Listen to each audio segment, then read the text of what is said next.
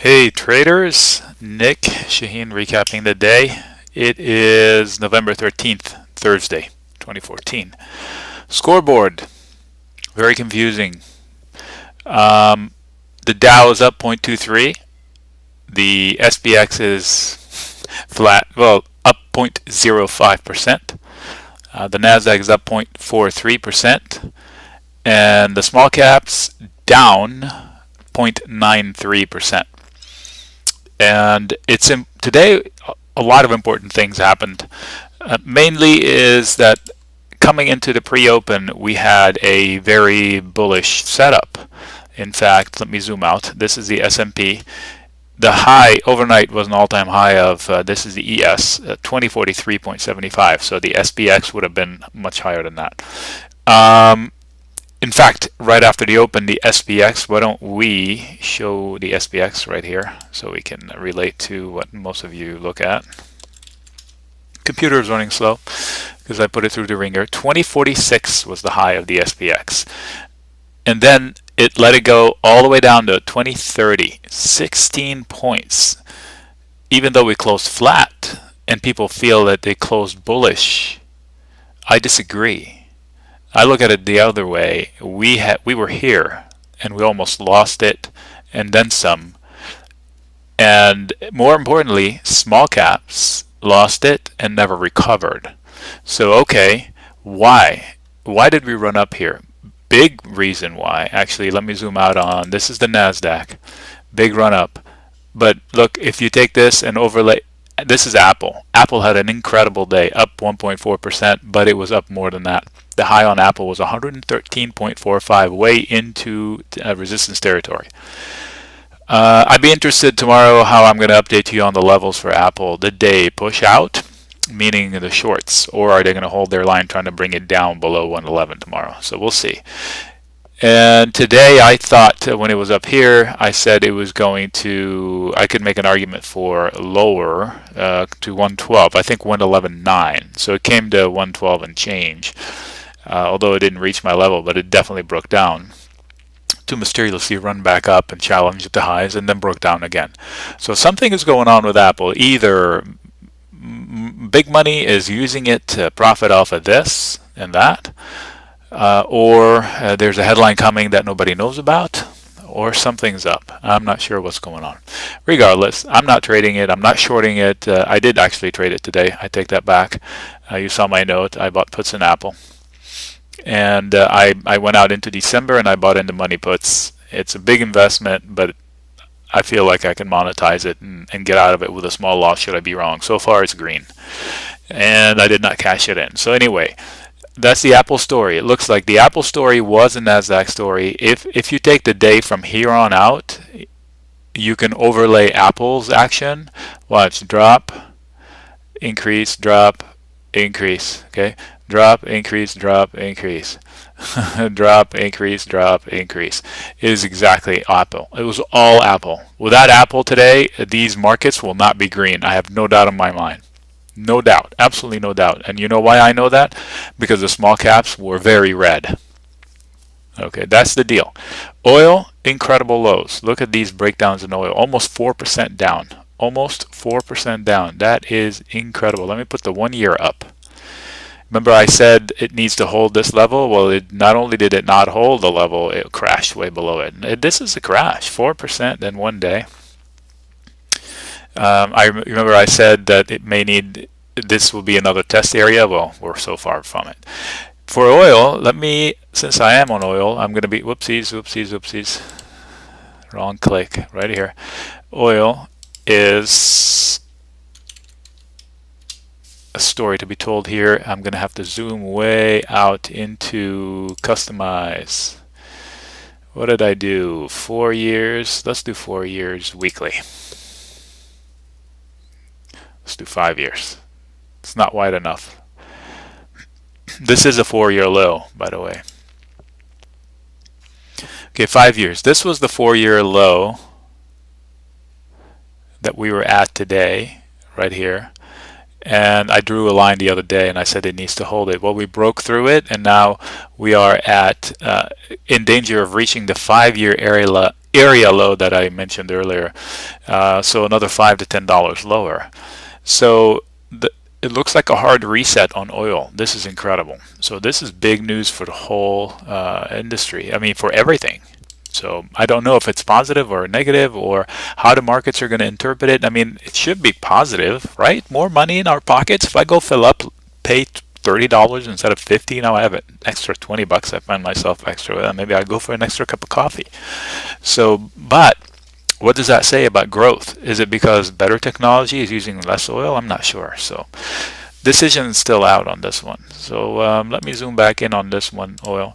So the SPX was at 2046 and let it go down to 2030 and then close 2039. So yes, 2039 is green by 1 point. However, it's still 7 points off the high. And another note today, also somebody said, okay, Priceline had a strong close. I disagreed, and let me see. Because it had a relatively okay close given to where it was, but it had an incredible open. So 1174 was the high. It closed at 1168, so still 6 points off the high. But on the low, it was all the way down to 1156. So it had a very wide, speaking of wide, Twitter.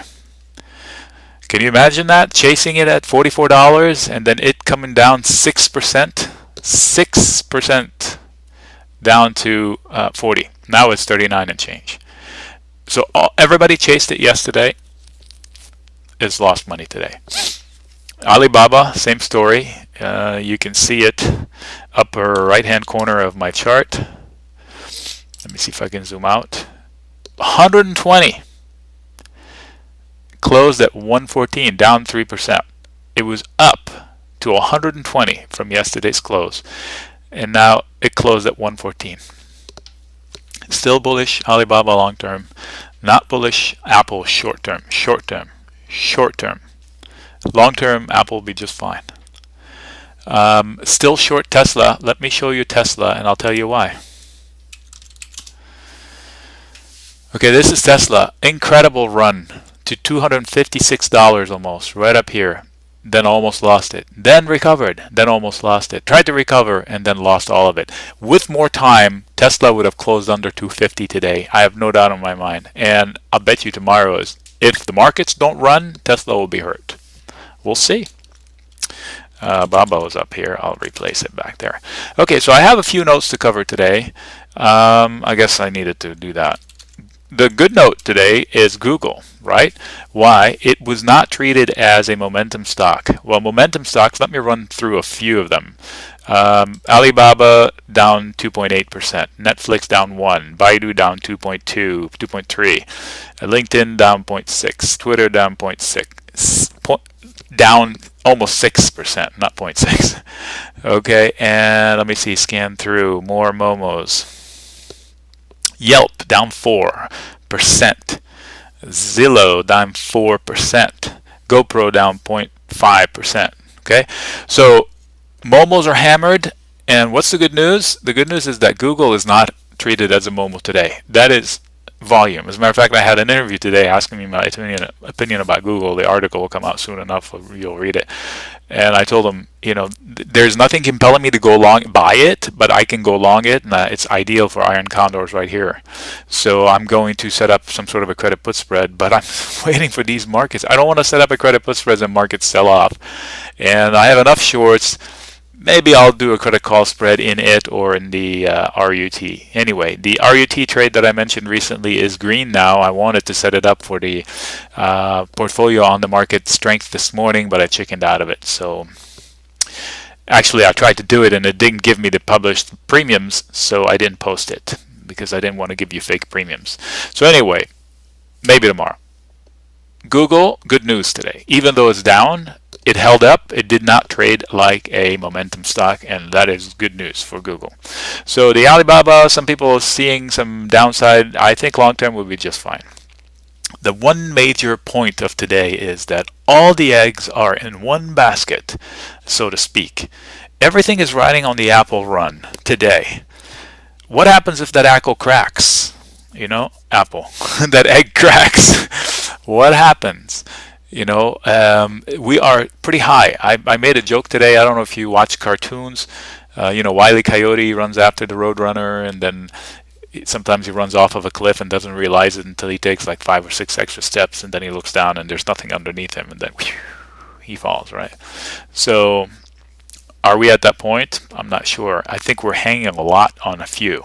And that's what's misleading about the indices. That's why I listen to the small caps. So here's the story, okay? Plain simple English.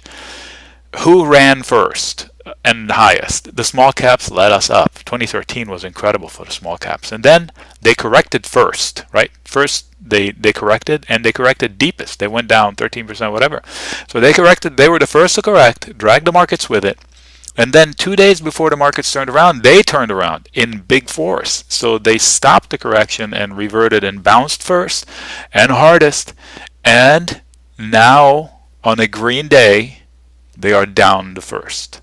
I know one day doesn't make a trend, but that's 2 days of lost opportunity to extend the greens in the S&P that were missed. Today, the Dow was down big, and then it recovered.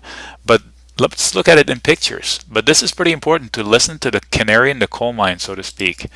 It's a figure of speech for those of you who are not very good in English. That they used to drop a canary down into a coal mine, and if it dies, then it's a telltale sign. So Walmart 4% up, a giant box. So without Walmart today, the Dow would have been probably flat. Microsoft also. So 2 stocks. Cisco, what was it? Oh, okay. So 3 stocks are propping up the whole index. Boeing too. Okay. So, but there's still strength everywhere, but it's so few tickers that affect it. So I don't use it as a gauge of the market. Okay. The Nasdaq may be a little better, but again, we have the same boxes, and then Gilead down. Apple is 13% of it. So, without Apple, the Nasdaq would be maybe 0.2 up, eyeball.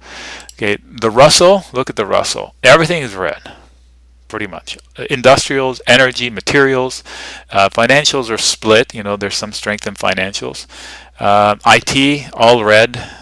You can't see consumer staples down here. It's all red except for a couple Boulder brands, whatever that is.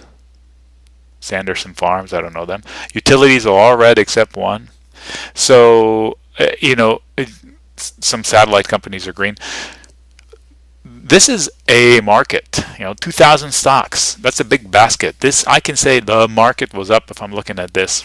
I can't say it when it's only, this many or 100 here, right? Look at the effect that these 2 stocks have on this whole box, or this one, and that one.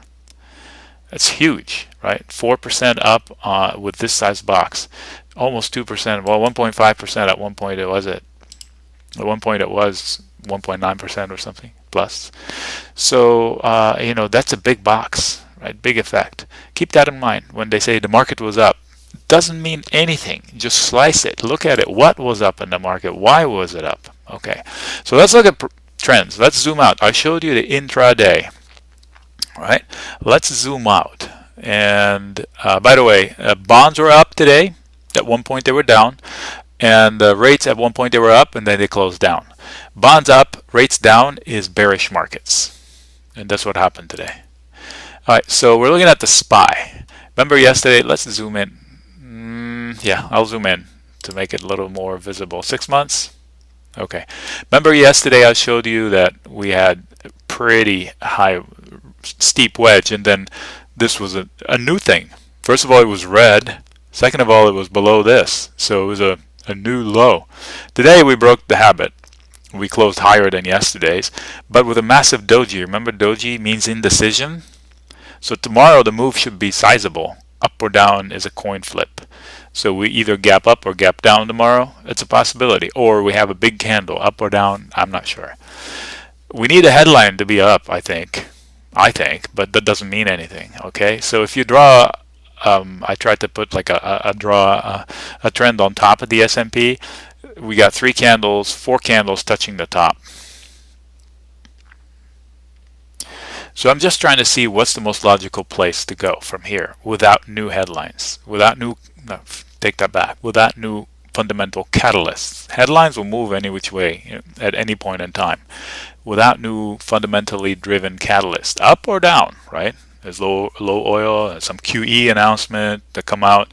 They love to do them on Fridays. That's what happened a couple Thursdays ago on 10:30, 10:31 when Japan came out with its announcement. So we'll see. Geopolitical risk now is starting to creep into the headlines, although it's not having the same effect. I mean, yesterday I read headlines about Russian troops piling into Ukraine. What? And nobody mentioned it today. So I was like, unless it's a complete lie.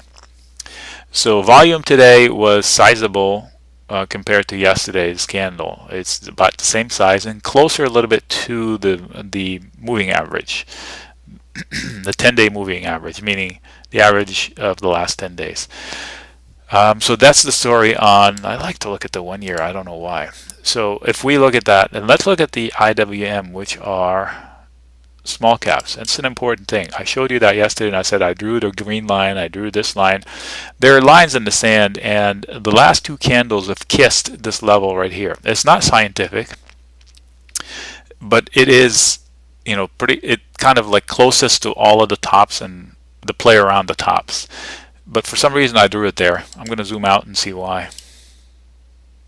No reason. I just drew it there. So it's not scientific, but it's odd that we kiss it twice. So I'll see. Maybe it's because it's right. Maybe because I think that this was an overshoot, these candles here, and we had 2 or 3 of them, and this one splices it in half. Just intuition, and it worked for me before. All right, let's leave it at that. Let's just draw a rectangle here and say we are at the rectangle knocking at it. And it's not looking very bullish here, although volume wasn't very big compared to yesterday. It was a little smaller than yesterday, but also a lot smaller than the moving average. So maybe we shouldn't pay attention to this big red candle. I don't know, it's too big to ignore. So I'll look at the levels and compare what happened to the levels. Okay, the NASDAQ for sure is in breakout territory, and that is, let's best look at it with the Qs. Good volume, good strong candle, and breaking out from this little flag. Definitely broke out. So I can't poo-poo that, except to say that it's on the backs of a few. That's the only bad thing about it. But it's not reason to add to shorts at this point or initiate new shorts. Alright, so let me pause it a little bit here and see if I can bring out the levels to see where we played out the morning levels. Okay, so on the SPY, I know we had it open here, so let's double click it. I don't know which one it was. Okay, the SPY is 204.19. I said 204 to start of resistance, and 205 is even bigger.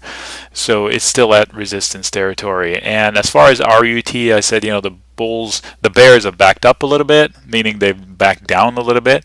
However, they didn't need to back down, and it's definitely still within resistance. The resistance held. IWM, I said resistance starts at 117. Let me go to the flexible. This will give me a better, clear idea on the IWM, what it did today actually. What did I say? 117.5, a start of resistance. I'm reading the note. Support starts at 117. So it's kind of the range is really tight. It closed at 116.90. So it closed at support, just a little higher than support, and a little lower from the resistance level. So the levels held, even though they were breached a little bit both ways, but no biggie. Okay, the Qs, I said the bears piled into the 103 line of resistance. Here are the Qs. 103.28 and shot it right back down. So 102.90, pretty darn close to 103, right? So definitely resistance held. On Apple, I said the bears gave up on 109, so we can't talk about it, but they piled into at 110, 11, and 12, and 13 is the last line of resistance for Apple. We shouldn't even talk about support. It'd be embarrassing, right? The Goog, baby. Where is it? Up here. The Goog, not the Goog L. I talked about the Goog. Anything higher than 545 is resistance. So it tried in the morning, but it brought it down. Look at that, closed at 545.38. It did try to break down, but it bounced off of support. I said is 542.5 and 540. And stronger at 537, but we didn't need to go there. So 542.5, perfect pin on the Goog action today. SPX, no change from the overnight, meaning the resistance still starts at 2025, right? And today we were almost there, but they couldn't succeed to keep it down there. Okay, but then I said strongest at 2040, so it held up. So the ranges are holding up. The predictions are holding up. I made a gun to my head call during the day on the S&P, and the gun to my head call was right at the high. So unlike yesterday, the gun did not go off, and I survived. So what is up with tomorrow? It's a coin flip which way the market wants to move. I want to say we should come into tomorrow with some negative bias, because today we came in with some positive bias, and we almost lost it. So yes, we closed green, but deep down inside, the bulls know that they got away with one today. But then you have the big elephant in the room, Apple. What it's going to do, I'm not sure. If there's a headline from Apple, then all bets are off. Like I say, headline trump everything. So until tomorrow morning and my morning pre-open update, I'm going to reserve the right to guess which way up or down. You can flip a coin and guess it yourself. After hours, by the way, Cena looks like it's in the disappointment. I'm looking at $38 or $39. Lotto guessed wrong, it looks like. See where it opens. Nick, signing off, 21 minutes.